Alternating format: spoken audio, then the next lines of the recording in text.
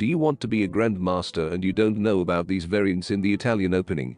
Watch this video and learn how to trap your opponent. I will be teaching you how to trap your opponent in the Italian opening. Let's take a look at the following position.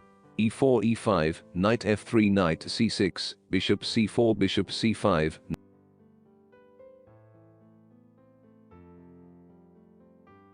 knight f6 and now the aggressive move d4. Have you played like this before? If so, write a comment that you think is the best continuation in this position. There are exactly 3 possibilities for white to obtain the pawn on d4. With the pawn, with the bishop, or with the knight. The worst move is to take the pawn and look why. If the opponent takes the pawn on d4, then we go to e5 and attack the knight on f6. He is not allowed to go to e4 because he simply would lose the piece by moving queen e2.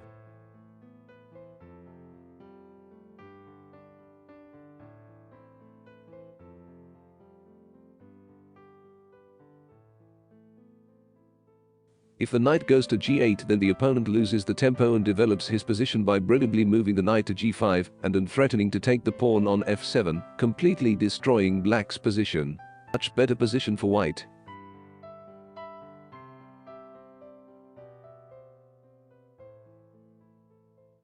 If the black king moves to f8, white can move the knight to b3, leaving the black king in the center.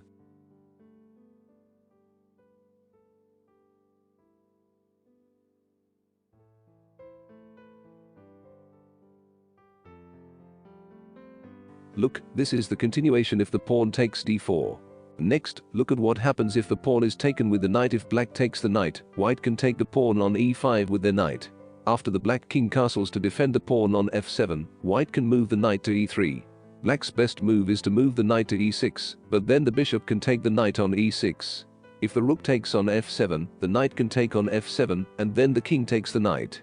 White can then take the bishop on e3, resulting in a one-piece advantage for white. If black is forced to take the bishop on e3, white can take the pawn on e7 with a check. If the king flees to h8, white can move the knight to c4, creating the possibility of moving the knight to f7, while also risking losing the knight on e3. Therefore, it is not a good idea to take the pawn with the knight, and the best choice is to take it with the bishop. With the knight on c3 we beat the bishop on d4, black takes the knight. And now f4, we try to open the rook line.